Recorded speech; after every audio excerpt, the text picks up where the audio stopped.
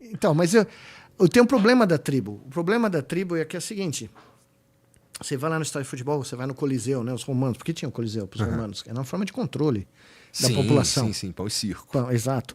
O problema da tribo e da sociedade primitiva, que vem lá atrás, é que a tribo ela vem quase que inata o programa neural de defesa da tribo. Então, o tal do arquétipo do herói ou o arquétipo do inimigo, da ameaça, está embutido na mente coletiva, vamos dizer, no instinto dessa tribo. Então, o problema da nossa espécie é que nós temos grande dificuldade de perceber que somos todos iguais, somos todos, né, mesma forma. 300 mil anos atrás, mesma forma. Não, nós criamos grupos isolados que começam a combater o vizinho do vizinho. Nós não temos uma visão estruturada ou racional de que somos todos parte de uma espécie, como os outras espécies de animais têm. E é isso que, no caso do Henri Bergson, ele chama de religião. Ele chama de religião o preenchimento deste buraco da incerteza, da tentativa de se criar uma narrativa e a tentativa de extrapolar dessa sociedade tribal fechada para incluir um grupo social muito maior, que seriam aqueles adeptos da sua fé. Eu achei muito interessante, uma coisa até poética, de tentar explicar de onde vem tudo, né? Tudo isso, né? Interessante mesmo. Mas esse é o drama. Esse é o drama do cérebro que nós carregamos enquanto espécie. Ele tende a formar grupos sociais coesos, como os chimpanzés, como os orangotangos e tal, mais coesos do que eles, porque a gente consegue manter um número maior de elementos individuais, mas ele tende a formar sociedades fechadas e defensivas. Tá? Então ele entra em conflito muito facilmente com o inimigo.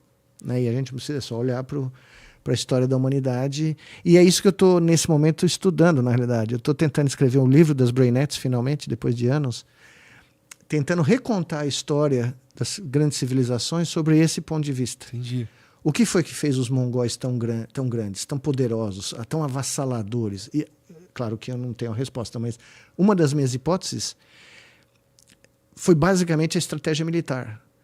Porque os mongóis formaram brainettes com seus cavalos que ninguém nunca tinha feito antes. Eles criaram um link com seus animais que permitiam eles sair de uma cidade a 300 quilômetros de distância de uma outra e numa noite, num dia de cavalgada, sem parar, atingir a outra cidade antes que elas estivessem preparadas. Então tinha-se a notícia, os mongóis estão chegando. Estão a 500 quilômetros de distância. Só que agora já chegaram. Já estão ali na esquina, filho. Outras cavalarias, outros exércitos da época deles, como se diz, contemporâneos, não tinham a mesma dinâmica. Ou eles não tinham animais de transporte em grande número, porque a Ásia Central, né, permitia que os mongóis tivessem a criação de cavalos, ou eles não tinham, só tinham infantaria. E os caras não conseguiam andar. O que os caras, né? Tanto é que os cavaleiros mongóis se alimentavam do sangue da jugular dos cavalos durante a cavalgada, misturado com leite de égua. Tá? Eles não paravam para comer. Eles não paravam para dormir, eles dormiam na cela. Tá? Então é uma mudança estratégica, militar, claro, mas é uma mudança cognitiva. Então, eles desenvolveram uma simbiose quase, né, mental com seus animais. Quem foi o principal grupo que derrotou os mongóis depois que eles invadiram Bagdá? Foi o exército egípcio dos mamelucos, que eram quem?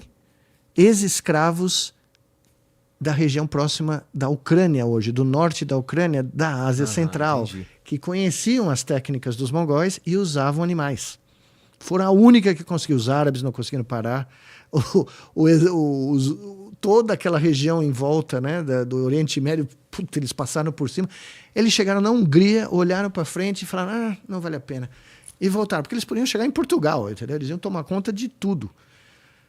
Mas eles foram derrotados por quem conhecia o método e a estratégia deles. Entendi. Né? Então, precisou uma brainette de poder igual para derrotar os mongóis. E eu acredito que a história da civilização humana é esse embate esse embate de diferentes tipos de brainettes, que, né, porque o Alexandre o Grande saiu de um lugarzinho que era a merreca da merreca, que era a Macedônia, e tomou o Império Persa. Porque ele embutiu na cabeça dos generais dele que eles eram os gregos.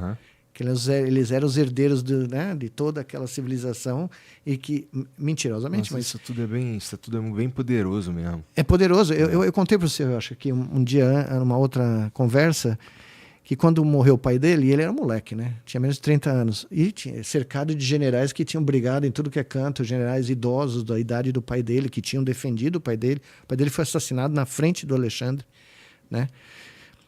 Tem a suspeita que foi a mãe do Alexandre que mandou matar o Filipe II para o filho dela tomar o poder. Mas, enfim, o Alexandre começou a fazer umas reuniões no final da noite lá, umas conversinhas de fogueira, falando sobre como ia ser o Império Persa governado pelos macedônios.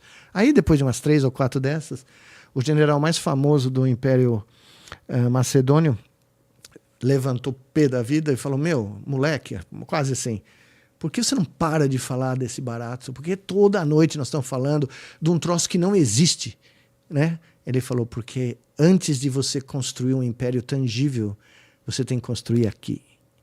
Meu, ele tomou conta do exército da Macedônia, assim, no Lero. Por quê? Porque ele tinha sido aluno de um certo Aristóteles, né?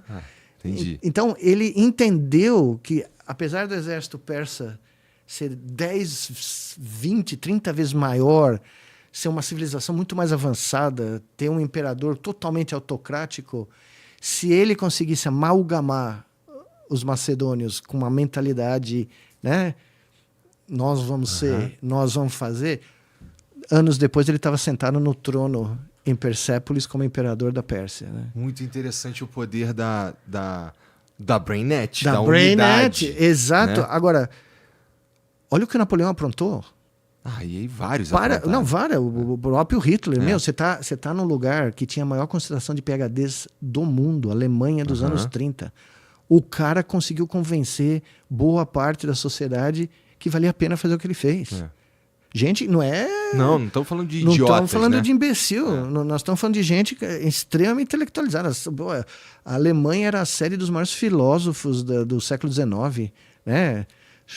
Todas músicos, artistas, cientistas, Planck, né? Os caras que inventaram a física moderna, todos lá, né? O próprio Einstein fala isso numa carta dele, né? Como é possível que meus colegas físicos, né? Entrem nessa, né? Queriam matar ele, colegas dele denunciavam ele e tal.